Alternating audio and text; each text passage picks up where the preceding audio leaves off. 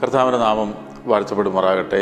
ഈ തലമുറയിൽ ദൈവഹിതം നിവർത്തിക്കുക എന്ന ലക്ഷ്യത്തോടെ പ്രവർത്തിച്ചു വരുന്ന ബരാക്ക ഇൻ്റർനാഷണൽ മിനിസ്ട്രീസിൻ്റെ ദി വേർഡ് ഓഫ് ട്രൂത്ത് എന്ന വേദ പഠന പരമ്പരയിലേക്ക് നിങ്ങളെ ഏവരെയും ഹാർദവമായി സ്വാഗതം ചെയ്യുന്നു.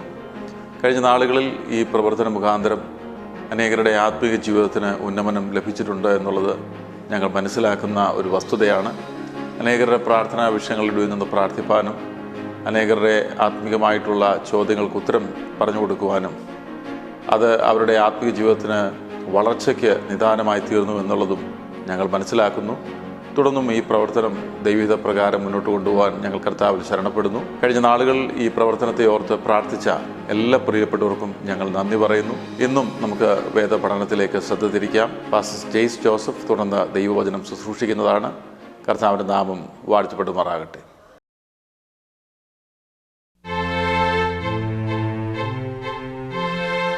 ബരാക്ക ഇൻ്റർനാഷണൽ മിനിസ്ട്രീസിൻ്റെ വേർഡ് ഓഫ് ട്രൂത്ത് പ്രോഗ്രാമിലേക്ക് നിങ്ങളെല്ലാവരെയും സ്വാഗതം ചെയ്യുന്നു. കർത്താവായ യേശുക്രിസ്തുവിൻ്റെ നാമത്തിലുള്ള സ്നേഹവന്ദനത്തെ അറിയിക്കുകയും ചെയ്യുന്നു. നമ്മൾ കർത്താവിൻ്റെ പഠിപ്പിക്കലുകൾ കുറിച്ചാണ് സംസാരിച്ചുകൊണ്ടിരിക്കുന്നത്. ഉന്നതമായ ദൈവിക നീതി എന്താണെന്ന് വെളിപ്പെടുത്തുന്ന പഠന പരമ്പരയിലൂടെയാണ് നമ്മൾ കടന്നു പോകുന്നത്. ഗിരിപ്രഭാഷണത്തിൻ്റെ ആദ്യ ഭാഗം 5-ാം അധ്യായത്തിൽ നമ്മൾ നീതിയെക്കുറിച്ചാണ്, ദൈവികമായൊരു നീതിയെക്കുറിച്ചാണ് പറഞ്ഞത്. എങ്ങനെയാണ് കർത്താവിന് പ്രിയപ്പെട്ട മക്കളായിട്ട് നമ്മൾ ക്രിസ്തുവിൻ്റെ നീതിയെ പൂർത്തീകരിക്കുന്നു എന്നുള്ളതാണ്.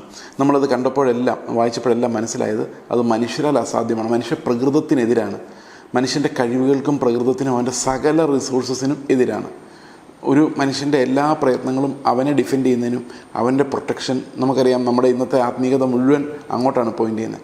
എനിക്ക് ആവശ്യമുള്ള പണം, എനിക്ക് ആവശ്യമുള്ള സമ്പത്ത്, ആരോഗ്യം, അതുപോലെ സമാധാനം, ഇപ്പം എൻ്റെ ആ ഒരു സിറ്റുവേഷൻ സ്മൂത്താക്കാൻ വേണ്ടിയുള്ളതാണ്.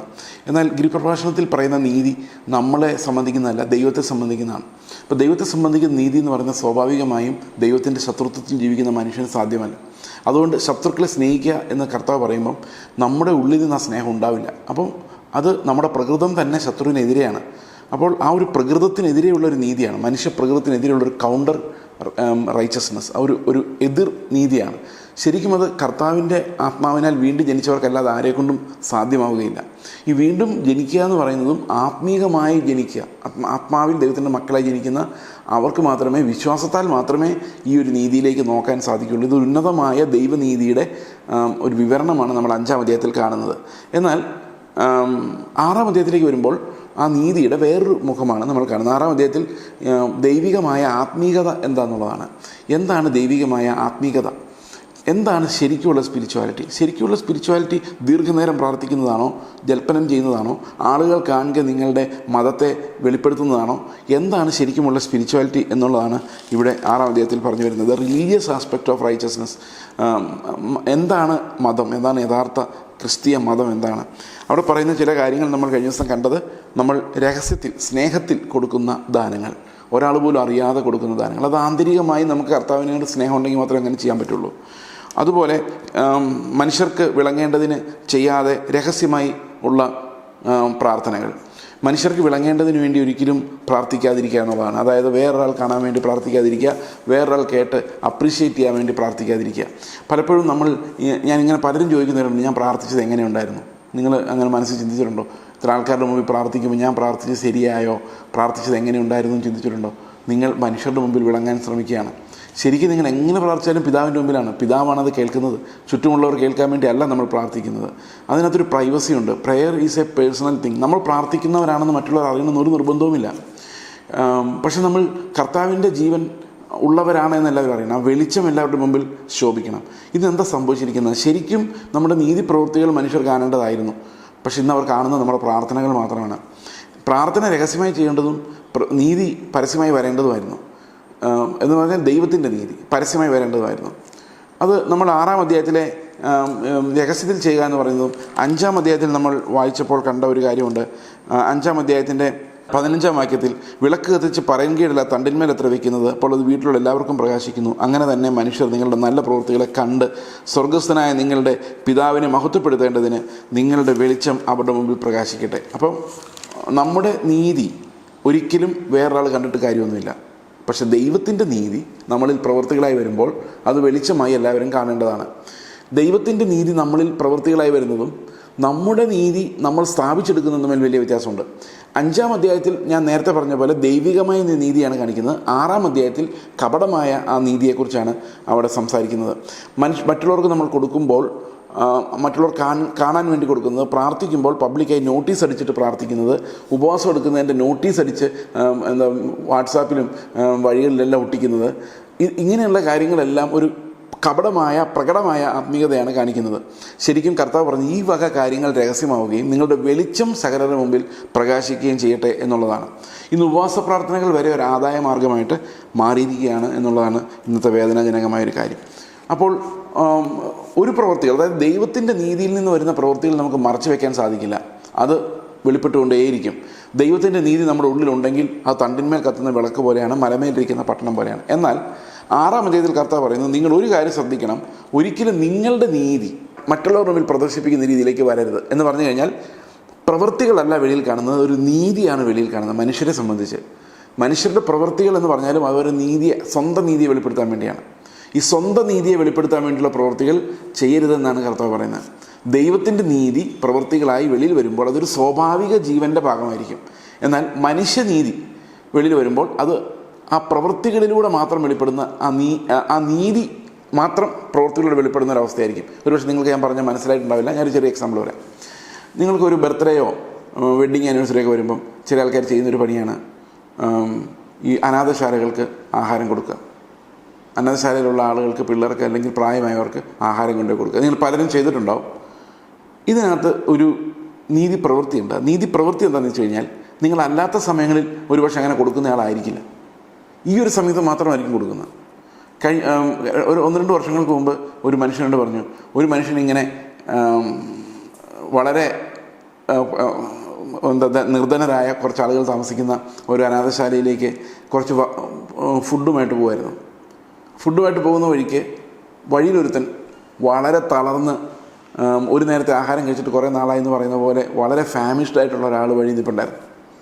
അപ്പോൾ അദ്ദേഹം വല്ലതും തരണേ എന്ന് ചോദിച്ചപ്പോൾ ഇയാൾ ഓടിച്ചു.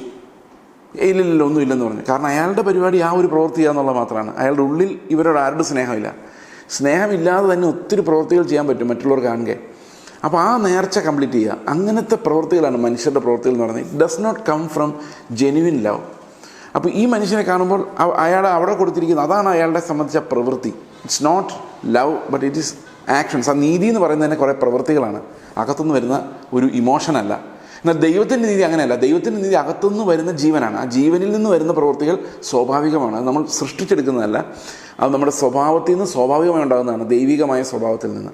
അത് ആരും പറഞ്ഞ് ആരെങ്കിലും മുമ്പിൽ ചെയ്യുന്ന ഒരു കാര്യമല്ല. അപ്പോൾ നമ്മൾ കാൽക്കുലേറ്റ് ചെയ്ത് സൽപ്രവൃത്തികൾ ചെയ്യണം. കാൽക്കുലേറ്റ് ചെയ്ത് പൈസ കൊടുക്കുന്നത്, ഇത് എന്താ പറയുക, ഇത് കൊടുക്കണമല്ലോ, 10% കൊടുത്തല്ലേ പറ്റൂ എന്ന് പറയുന്നതിനകത്ത് മനുഷ്യൻ്റെ നീതിയാണ് ദശാംശം എന്ന് പറയുന്നത്. ദൈവത്തിൻ്റെ നീതി എന്ന് പറയുന്നത് നമ്മൾ സ്നേഹത്തിൽ എത്രയാണോ അവർക്ക് കുറവുള്ളത് നിവർത്തിക്കുക എന്നുള്ളതാണ് ദൈവത്തെ സംബന്ധിച്ചുള്ള നീതി എന്ന് പറയുന്നത്. ഇതിനകത്ത് കണക്കുകളൊന്നുമില്ല. ദൈവം നമുക്ക് തരുമ്പം കണക്കുകളല്ല, സ്നേഹമാണ്. ആ സ്നേഹത്തിൽ നിന്നാണ് വരുന്നത്. അപ്പോൾ ശരിക്കും മനുഷ്യരുടെ നീതിയും ദൈവത്തിൻ്റെ നീതിയും തമ്മിലുള്ള വ്യത്യാസം, ഒന്ന് സ്നേഹത്തിൽ നിന്നും കരുണയിൽ നിന്നും ആർദ്രതയിൽ നിന്നും വരുമ്പം, മറ്റൊന്ന് നമ്മുടെ നീതി നമ്മെ തന്നെ തെളിയിക്കുന്നതിന് നമ്മൾ അത്ര മോശക്കാരല്ല, ഒത്തിരി പണം ഉണ്ടാക്കുന്നുണ്ട് ശരിയാണ്, പക്ഷേ ഞങ്ങൾ അത്ര മോശക്കാരല്ലെന്ന് നമ്മളോട് തെളിയിക്കാൻ വേണ്ടിയും, പിന്നെ ആ ഒരു ചടങ്ങ് പോലെ ചെയ്യപ്പെടുന്ന നീതി പ്രവൃത്തികളും ഇത് നമ്മുടെ ചുറ്റും വളരെയധികം കാണുന്നൊരു കാര്യമാണ്. പ്രിയ സഹോദരങ്ങളെ, ഈ 2 തരം ആത്മീയതയെക്കുറിച്ചാണ് കർത്താവ് ഇവിടെ പറയുന്നത്. ഇവിടെ ഈ ശരിയായ ആത്മീയത, ദൈവത്തെ ഒരു പിതാവെന്ന് രുചിച്ചറിഞ്ഞു കഴിയുമ്പോൾ ആ ആളുടെ സ്വഭാവം എങ്ങനെയാണ് മാറുന്നത്?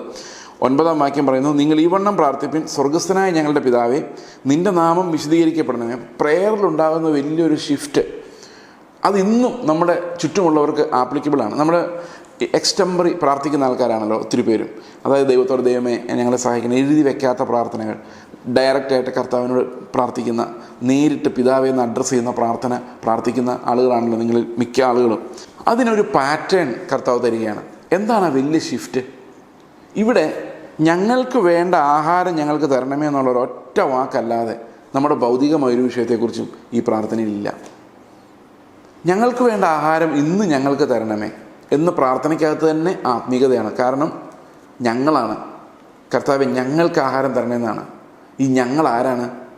നമ്മൾ ഒന്നിച്ച് ഒരു കൂട്ടമായി അപ്പം നുറുക്കുന്ന ഞങ്ങളാണ്. ഞങ്ങൾ കർത്താവെ ഞങ്ങൾക്ക് അനുദിനം ആഹാരം തരുന്ന ദൈവമേ നിനക്ക് സ്തോത്രം. അപ്പോൾ ആ പ്രാർത്ഥനയുടെ മുഴുവൻ ഫോക്കസ് ദൈവത്തിന് മഹത്വം എന്നുള്ളതാണ്. സ്വർഗസ്ഥനായ പിതാവിൻ്റെ രാജ്യം, മഹത്വമുള്ള രാജ്യം, ആ മഹത്വമുള്ള രാജ്യത്തിലേക്കുള്ള എൻ്റെ നോട്ടമാണ്. പ്രേയർ എന്ന് പറയുന്നത് ദൈവത്തിൻ്റെ ആ ഒരു മഹത്വത്തിലേക്ക് നമ്മൾ നോക്കാൻ വേണ്ടിയുള്ളതാണ്. നമ്മുടെ ജീവിതത്തിലേക്ക് ദൈവത്തെ കൊണ്ടുവന്ന് നമ്മുടെ ഇഷ്ടങ്ങൾ ദൈവം നടപ്പാക്കി തരിക എന്നുള്ളതല്ല. അതൊരു ലോവർ ലെവൽ ഓഫ് പ്രെയറാണ്. എന്നാൽ കുറച്ചുകൂടെ നമ്മൾ പ്രാർത്ഥനയിൽ വളരുമ്പോൾ ദൈവം ആരാണെന്ന് മനസ്സിലാക്കുകയും ആ ദൈവത്തിൻ്റെ മനസ്സിലേക്ക് നമ്മൾ എത്തുകയും ചെയ്യുക എന്നുള്ളതാണ് പ്രാർത്ഥനയുടെ കണ്ടൻറ്റ്.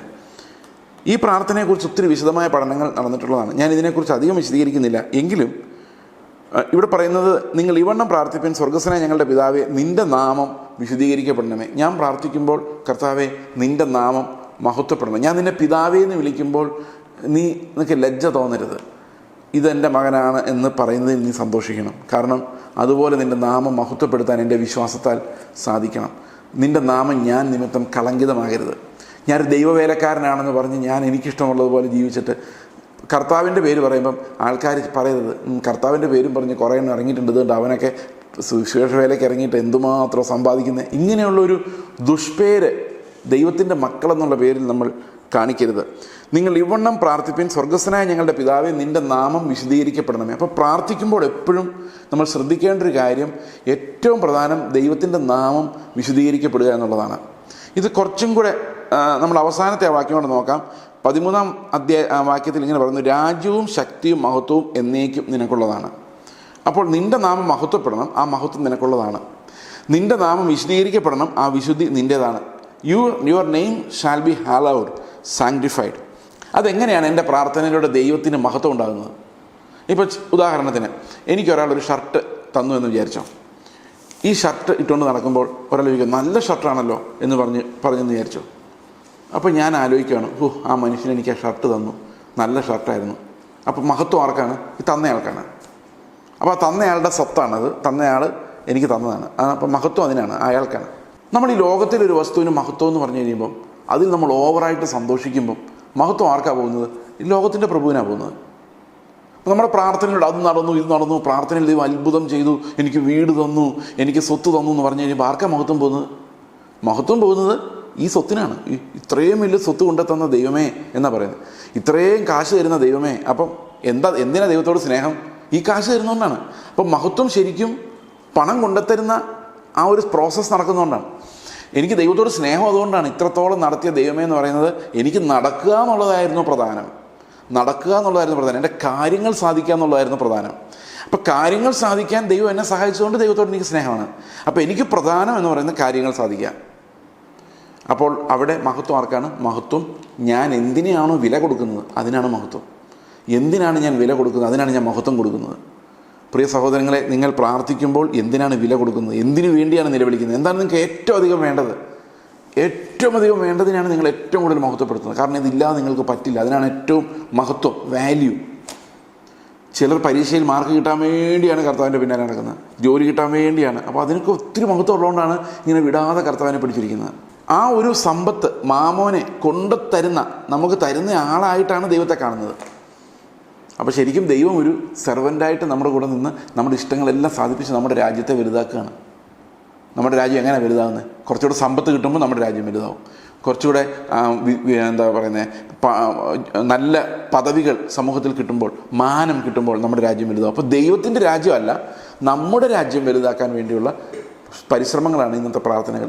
ഈ പ്രാർത്ഥന നേരെ ഒരു ഷിഫ്റ്റാണ്. ഇതെല്ലാവരും മനസ്സിലാക്കിയിരിക്കണമെന്ന് ഞാൻ ആഗ്രഹിക്കുന്നത്. എങ്ങനെയാണ് കർത്താവ് പ്രാർത്ഥിക്കാൻ പഠിപ്പിച്ചത്? ദൈവമേ, നിൻ്റെ രാജ്യം, അതിൻ്റെ മഹത്വം, നീ എത്ര മഹത്വവാനാണെന്നുള്ള വെളിപ്പാടിലേക്ക് എന്നെ നയിക്കുക. എൻ്റെ ആഗ്രഹം നിന്നോട് മാത്രമാകാൻ, നിന്നെ മാത്രം സ്നേഹിക്കാൻ. നീ എനിക്ക് തന്നാലും തന്നില്ലെങ്കിലും, രക്ഷിച്ചാലും രക്ഷിച്ചില്ലെങ്കിലും, കർത്താവേ, നിന്നെപ്പോലെ എനിക്ക് വേറെ ഒന്നുമില്ല, നിന്നെപ്പോലെ ഞാൻ ആരെയും ആഗ്രഹിക്കുന്നില്ല. സങ്കീർത്തനത്തിൽ പറയുന്ന പോലെ സ്വർഗത്തിൽ എനിക്ക് ആരുള്ളൂ, ഭൂമിയിലും എനിക്ക് ആഗ്രഹിക്കാൻ വേറെ ഒന്നുമില്ല എന്ന് പറയുന്ന പോലെ. പഴയ ഒരു പാട്ടുണ്ട്, നീ അല്ലാതെ ആരുണ്ട് ആഗ്രഹിക്കാൻ. അത് പിന്നീട് പറഞ്ഞ് ആശ്രയിപ്പാൻ എന്നാക്കി. ശരിക്കും ആഗ്രഹിക്കാൻ എന്നായിരുന്നു. പഴയകാലത്ത് അങ്ങനെ ആൾക്കാർ വിചാരിച്ചുകൊണ്ടിരുന്നത്. അവരുടെ ആഗ്രഹം തന്നെ കർത്താവിനുണ്ടായിരുന്നു. നമുക്കിന്ന് ആശ്രയമെന്നേ പറയാൻ പറ്റുന്നുള്ളൂ. കാരണം നമുക്ക് വേറെ സാധനങ്ങളാണ് വേണ്ടത്. ഈ വേറെ സാധനങ്ങൾ വേണ്ടത് കൊണ്ട് നമ്മൾ ദൈവത്തെ അത് കിട്ടാൻ വേണ്ടി ആശ്രയിക്കുന്നു. പക്ഷെ ആഗ്രഹിക്കുക, ദൈവത്തെ ആഗ്രഹിക്കുക എന്ന് പറഞ്ഞാൽ എന്താർത്ഥം? കർത്താവെ, നിന്നെ ഞാൻ ആഗ്രഹിക്കുന്നു എന്നാണ്. To be in your presence, നിൻ്റെ അടുത്തിരിക്കാൻ, നിൻ്റെ ശബ്ദം കേൾക്കാൻ, നീ എന്താണ് എന്നെക്കുറിച്ച് ചിന്തിക്കുന്നതെന്ന് ആലോചിക്കാൻ, അതിനകത്ത് ആത്മീകമായി ആനന്ദിക്കാൻ എനിക്ക് ആ കർത്താവിനെയാണ് വേണ്ടത്. അതാണ് ഈ പ്രയറിൻ്റെ ഫോക്കസ് എന്ന് പറയുന്നത്. ദൈവത്തിൻ്റെ രാജ്യത്തിൽ ദൈവം പിതാവായിരിക്കുന്ന ആ ഒരു സ്റ്റേറ്റ് ഓഫ് മൈൻഡിലേക്ക് നമ്മൾ പ്രവേശിക്കുകയാണ്. അവിടെ എനിക്ക് ആശങ്കകളില്ല. ദൈവം എന്നെ രക്ഷിക്കുന്ന, എൻ്റെ കൈ പിടിച്ചിരിക്കുന്ന ഒരു ദൈവമുണ്ട്. അവിടെ അവൻ്റെ മഹത്വമാണ് ഞാൻ അന്വേഷിക്കുന്നത്. അവൻ്റെ ഇഷ്ടം ഭൂമിയിൽ നടക്കാൻ വേണ്ടിയാണ് പ്രാർത്ഥിക്കുന്നത്. ഞാൻ ഇന്നലെ പറഞ്ഞതുപോലെ എൻ്റെ ആവശ്യങ്ങളെല്ലാം ദൈവത്തിനറിയാം. ഈ 8-ാം വാക്യത്തിൽ പറയുന്നത്, അതിഭാഷണത്താൽ ഉത്തരം കിട്ടുമെന്ന് വിചാരിക്കുന്ന ജാതികളെ പോലെ ആകരുത്. നിങ്ങൾക്ക് ആവശ്യമുള്ളത് എന്തെന്ന് നിങ്ങൾ യാചിക്കും മുൻപേ നിങ്ങളുടെ പിതാവ് അറിയുന്നുവല്ലോ. അപ്പം അങ്ങനെ എല്ലാം അറിയാവുന്ന ഒരു പിതാവിനോട് എന്താണ് പ്രാർത്ഥിക്കാൻ പോകുന്നത്? നിങ്ങൾ ഈ വണ്ണം പ്രാർത്ഥിപ്പിൻ, അങ്ങനെ പറഞ്ഞു. അപ്പോൾ എല്ലാം അറിയുന്ന ഒരു പിതാവിനോട് പ്രാർത്ഥിക്കുന്ന എന്താണ്? കർത്താവേ, എൻ്റെ ആവശ്യങ്ങളെല്ലാം നിനക്കറിയാം. എൻ്റെ ഉള്ളിലിരിപ്പും എൻ്റെ കയ്യിലിരിപ്പും എല്ലാം നിനക്കറിയാം. പക്ഷെ എനിക്കറിയാൻ വയ്യാത്തൊരു കാര്യമുണ്ട്. നിൻ്റെ ഇഷ്ടം എന്താണ്? നിൻ്റെ ഇഷ്ടം സ്വർഗത്തിൽ എങ്ങനെ നടക്കുമോ അത്രയും ഫാസ്റ്റായിട്ട് എൻ്റെ ജീവിതത്തിൽ നടക്കണം. ഞാൻ സാധാരണഗതിയിൽ പ്രാർത്ഥിക്കാതെ നടന്നു കഴിഞ്ഞാൽ എൻ്റെ ഇഷ്ടം ചെയ്ത് ഞാൻ നടക്കും. പക്ഷേ എനിക്ക് എൻ്റെ ഇഷ്ടം ചെയ്ത് നശിച്ചു പോകണ്ട, നിൻ്റെ ഇഷ്ടം നടക്കണം. അതിനുവേണ്ടിയാണ് പ്രാർത്ഥിക്കുന്നത്. പ്രാർത്ഥന എപ്പോഴും ദൈവത്തിൻ്റെ ഇഷ്ടത്തിലേക്ക് നമ്മളെ കൊണ്ട് ചെല്ലുന്നതാണ്. എന്താണ് ആ ദൈവത്തിൻ്റെ ഇഷ്ടത്തെ സ്നേഹിക്കുക? അത് കർത്താവിനെ നേടുന്നതിന് തുല്യമാണ്. ആ ഇഷ്ടത്തെ സ്നേഹിക്കുക എന്ന് പറയുന്നത്. What God likes in me or what God wants to give me.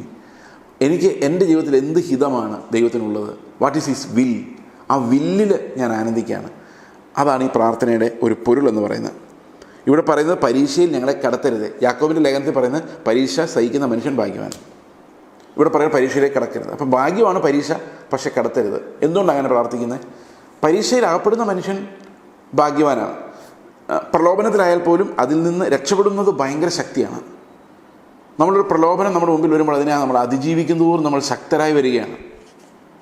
അതിൽ തെളിഞ്ഞു വരുന്നവർ നീതിയുടെ സമാധാന ഫലം അനുഭവിക്കാൻ പറ്റുന്ന ആൾക്കാരായിട്ടാണ് തെളിഞ്ഞു വരുന്നത്. പക്ഷെ നമ്മൾ ഒരിക്കലും കർത്താവിനോട് പ്രാർത്ഥിക്കുന്നില്ല, കർത്താവെ എനിക്കിത്തിരി പ്രലോഭനം തരണമേ, എനിക്കിത്തിരി പരീക്ഷ തരണമെന്ന് ഒരിക്കലും കർത്താവിനോട് പ്രാർത്ഥിക്കരുത്. കാരണം നമ്മൾ അതിനൊന്നും ശക്തരല്ല.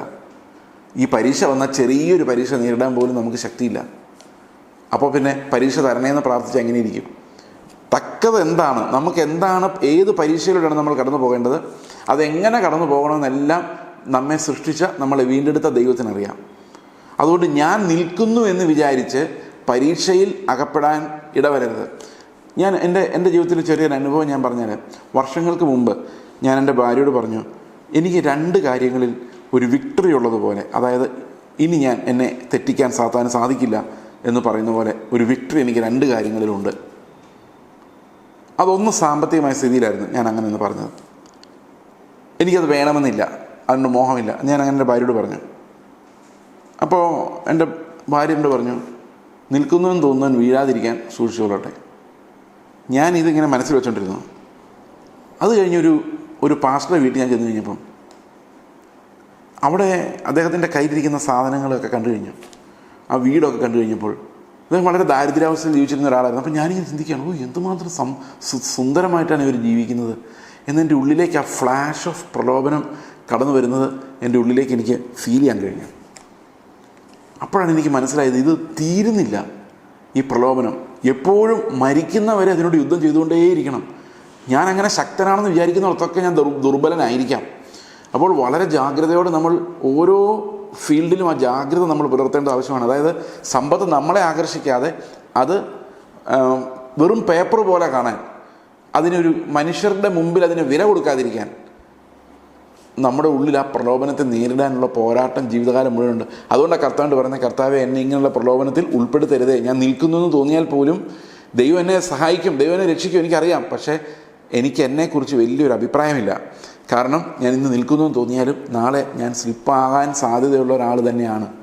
അതുകൊണ്ടാണ് ഇങ്ങനെ പ്രാർത്ഥിക്കുന്നത്, കർത്താവെ പ്രലോഭനത്തിൽ എന്നെ ഉൾപ്പെടുത്തരുതേ എന്ന്. പ്രിയ സഹോദരങ്ങളെ, പല ആൾക്കാരും പറയാറുണ്ട് ദൈവരാജ്യം വന്നു കഴിഞ്ഞു, അതുകൊണ്ട് ഈ പ്രാർത്ഥന അപ്രസക്തമാണെന്ന്. ഞാൻ അതിനോട് യോജിക്കുന്നില്ല. അതിൻ്റെ കാരണം എന്താണെന്ന് വെച്ച് കഴിഞ്ഞാൽ, ഇതൊരു ഡിസ്പെൻസേഷണലിസ്റ്റ് വ്യാഖ്യാനത്തിൻ്റെ ഫലമാണ്. ഈ സ്വർഗസ്വനായ പിതാവെന്നും നമുക്കുള്ളതല്ല, പഴയ നിയമത്തിലുള്ളതാണെന്നൊക്കെ പറയുന്നത്. കർത്താവ് പ്രസൻറ്റ് ചെയ്ത നീതി ഒന്നും പഴയ നിയമത്തിൻ്റെ അല്ല. കർത്താവ് ശബത്തിനും കർത്താവാണെന്ന് പറയുന്നത് പഴയ നിയമത്തിലല്ല. പഴയ നിയമത്തിൽ കൃത്യമായ അത് ന്യായപ്രമാണത്തിൻ്റെ നിറവേറലാണ് കർത്താവ് പറയുന്നത് മുഴുവൻ. ന്യായപ്രമാണത്തിൻ്റെ നിറവേറൽ എങ്ങനെയാണ് പഴയ നിയമമാകുന്നത്? കർത്താവ് പറയുന്ന നീതി, കർത്താവ് പറയുന്ന ആത്മീകത. കർത്താവ് ശമരിയാക്കാരി സ്ത്രീയോട് സംസാരിച്ചത് ആത്മാവിലും സത്യത്തിലും നമസ്കരിക്കുന്ന നാഴിക വരുന്നു. അപ്പോൾ കർത്താവ് പഠിപ്പിച്ചത് മുഴുവൻ ആ വരാനിരിക്കുന്ന ദൈവരാജ്യത്തിൻ്റെ ശക്തിയെക്കുറിച്ചാണ്. നീതിയെക്കുറിച്ചായാലും പ്രാർത്ഥനകളായാലും ഇതെല്ലാം ദൈവത്തിൻ്റെ രാജ്യം നമ്മുടെ ഇടയിലേക്ക് വരുന്നതിന് വേണ്ടിയാണ്. അപ്പോൾ നിങ്ങൾ ചോദിക്കും, ഓൾറെഡി വന്നതല്ലേ? വന്നതാണ്.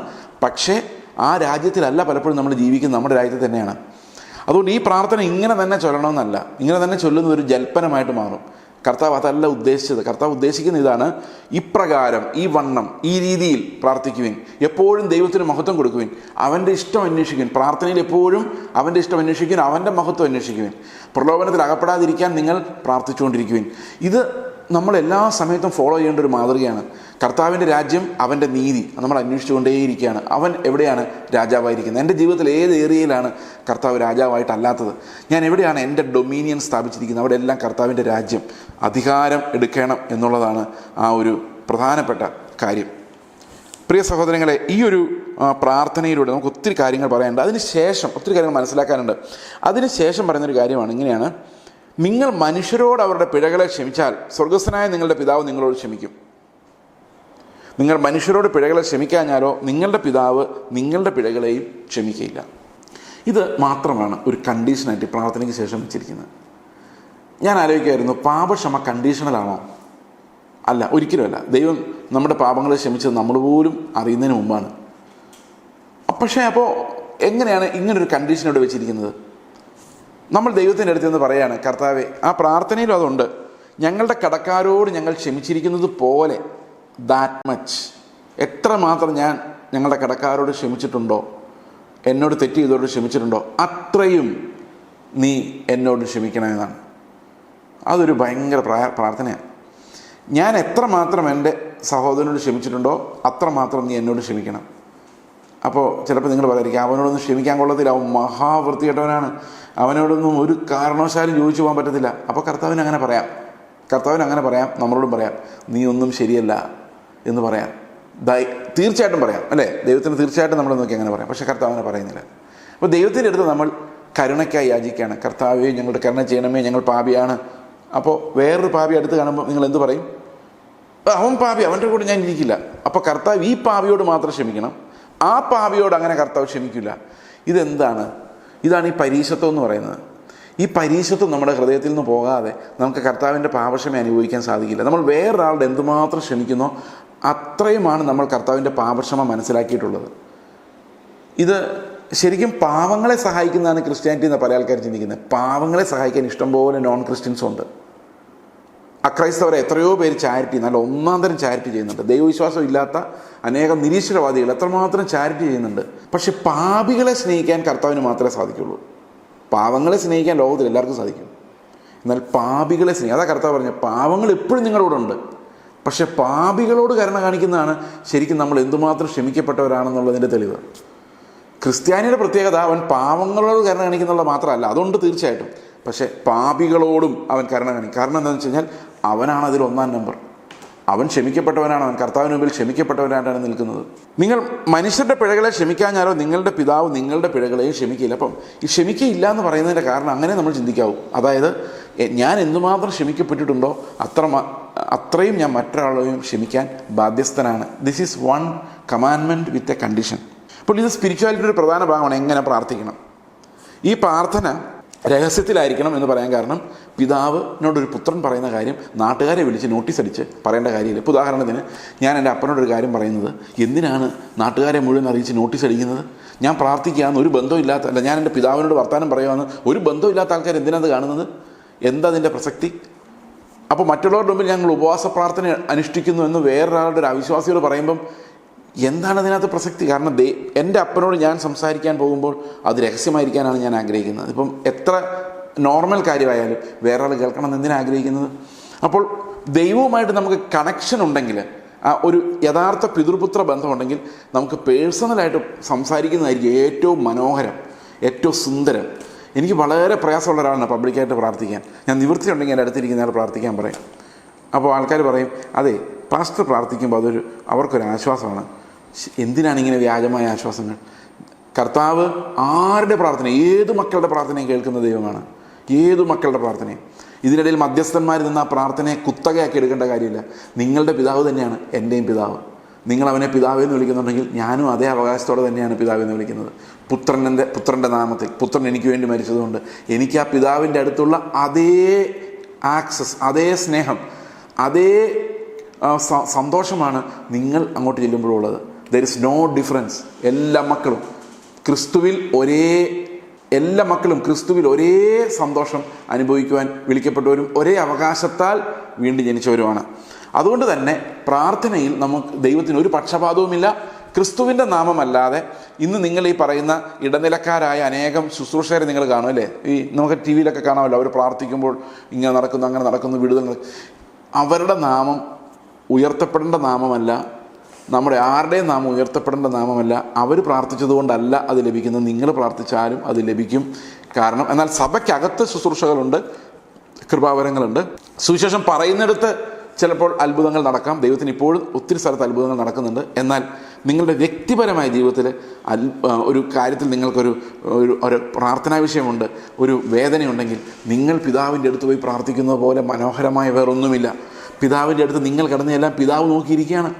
അപ്പോൾ ആ ഒരു സ്പിരിച്വാലിറ്റിയിലേക്ക് നമ്മൾ കടക്കുമ്പോൾ ഈ ഇടയിൽ നിന്ന് പ്രാർത്ഥിച്ച് പൈസ മേടിക്കുന്നവരുടെ തൊഴിലില്ലാതായി പോകും.